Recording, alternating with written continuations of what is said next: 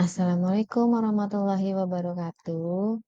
Perkenalkan, nama saya Lina Fitria. Saya adalah mahasiswa dari Universitas Siber Asia, Prodi Manajemen. Kali ini saya akan memberikan presentasi mengenai ekonomi mikro, yaitu dengan judul Kebijakan Pertumbuhan Ekonomi Rasional dalam Era Pemerintahan Joko Widodo. Perkembangan perekonomian merupakan suatu keharusan dari setiap negara dalam aktivitas pembangunan ekonominya. Salah satu penanda pembangunan ekonomi dalam suatu negara tampak pada angka perkembangan ekonomi yang menggambarkan kinerja ekonomi suatu negara ataupun daerah dalam suatu negara, provinsi, dan kabupaten. Pertumbuhan ekonomi merupakan hal yang menjadi prioritas utama dalam suatu perekonomian negara. Berbagai macam cara dan strategi demi tercapainya tingkat pertumbuhan ekonomi akan dilakukan oleh suatu negara sebab menjadi cerminan tingkat kesejahteraan bagi masyarakatnya. Menurut Kuznets, pertumbuhan ekonomi merupakan meningkatnya kapasitas negara dalam jangka panjang untuk menyediakan barang dan jasa kepada penduduknya. Salah satu faktor penentu yang memberikan sumbangan besar dalam proses perkembangan perekonomian jangka panjang adalah investasi. Dalam rangka peningkatan pertumbuhan ekonomi, kegiatan presentasi produsen barang dan jasa di semua sektor ekonomi sangat diperlukan. Investasi dalam bentuk penyediaan barang dan jasa tersebut tentunya akan menciptakan peluang kerja dan peningkatan pada pendapatan masyarakat, sehingga pertumbuhan ekonomi akan meningkat. Penyediaan sumber daya modal, tenaga kerja, dan teknologi merupakan indikator pertumbuhan ekonomi dalam suatu negara. Sumber dana dalam bentuk penanaman modal, pemerintah, masyarakat, pinjaman luar negeri, investasi asing sangat dibutuhkan untuk menunjang pertumbuhan ekonomi dan kesempatan kerja. Kegiatan produksi barang dan jasa di semua sektor ekonomi akan menciptakan kesempatan kerja sehingga meningkatkan pendapatan masyarakat yang pada akhirnya meningkatkan perekonomian suatu negara. Indonesia tidak terhindarkan dari dinamika roda ekonomi global karena merupakan negara berkembang. Indonesia menghadapi tantangan dalam hal kesiapan menghadapi era perdagangan bebas global dan bersamaan dengan itu pula menghadapi sejumlah keadaan ekonomi yang kurang menguntungkan yang terjadi di dalam negeri.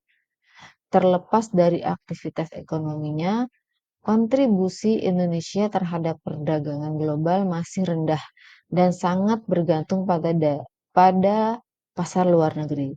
Tetapi Indonesia terus berupaya memperkuat posisi dan perannya di kancah internasional.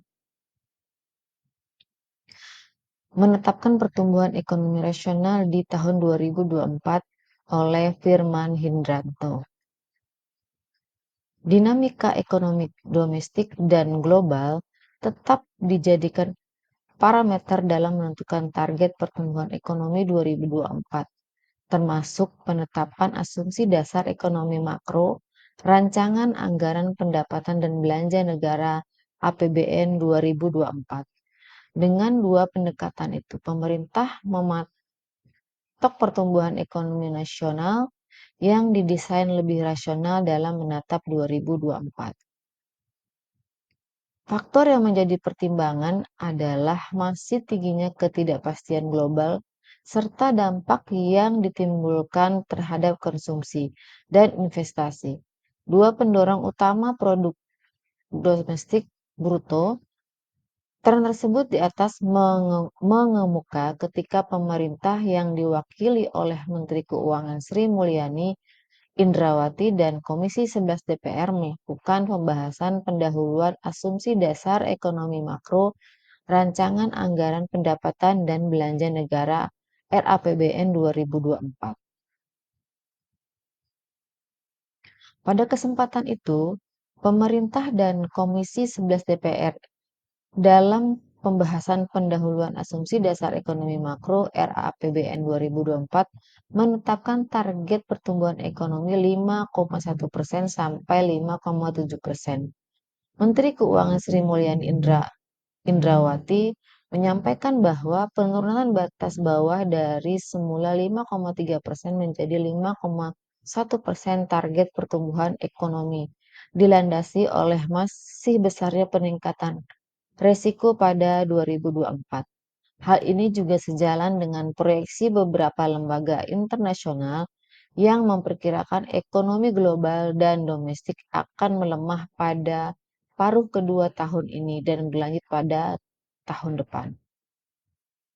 Pemerintah juga melakukan kajian terhadap perkembangan perekonomian terkini untuk meningkatkan akurasi dan berbagai asumsi dasar yang akan digunakan dalam perhitungan RAPBN 2024. Salah satu fokus observasi pemerintah adalah kemungkinan untuk menurunkan target batas usia pertumbuhan ekonomi tahun depan.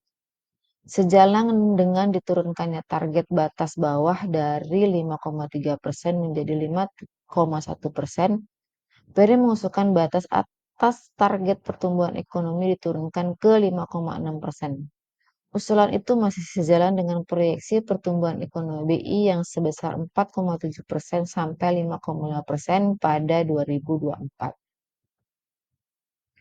Ketua Komisi 11 DPR RI menyatakan eskalasi tensi geopolitik meningkatkan ketidakpastian dan fragmentasi global. Hal ini juga mempengaruhi geliat ekonomi di banyak negara, termasuk Indonesia. Dinamika dan risiko ekonomi dunia serta potensi dampaknya ke Indonesia menjadi salah satu faktor yang harus dipertimbangkan dalam menentukan asumsi pertumbuhan ekonomi. Jika dicermati, angka batas bawah yang disepakati ini searah dengan proyeksi sejumlah lembaga internasional, Organization for Economic Cooperation and Development, dalam Economic Outlook volume 2023 isu 1. Misalnya yang memprediksi ekonomi Indonesia tumbuh 5,1% pada 2024. Konsumsi masih menghadapi tantangan dari sisi tekanan inflasi yang berisiko menggerus daya beli masyarakat, sementara ruang fiskal lebih ketat dibandingkan dengan 2020 sampai dengan 2022. Adapun investasi diprediksi terhambat karena pelaku usaha diperkirakan melakukan wait and see. Sementara itu, kinerja ekspor tertekan oleh normalisasi harga komoditas. Kekhawatiran ini pun diwaspadai oleh pemerintah, mengingat tekanan bersumber dari perang Rusia-Ukraina, lesatan inflasi, sehingga tren suku bunga tinggi masih belum usai. Menanggapi asumsi rasional ekonomi tahun depan, kalangan pebisnis dan tanah air memandang keputusan pemerintah dan DPR cukup berat. Pasalnya kini perekonomian masih lagi lesu. Dalam rangka mendorong mesin ekonomi terus bergerak, Indonesia terutama industri manufaktur atau pengolahan terus didorong agar mesinnya terus berputar sehingga ekonomi pun tetap bergerak dan tumbuh. Demikian pula perlunya pemerintah memperlonggar ruang fiskal sehingga belanja bantuan sosial bisa tetap tebal pada 2024. Langkah itu diharapkan bisa menguatkan daya beli sehingga tercipta stabilitas konsumsi. Terima kasih, demikianlah paparan saya kali ini. Wassalamualaikum warahmatullahi wabarakatuh.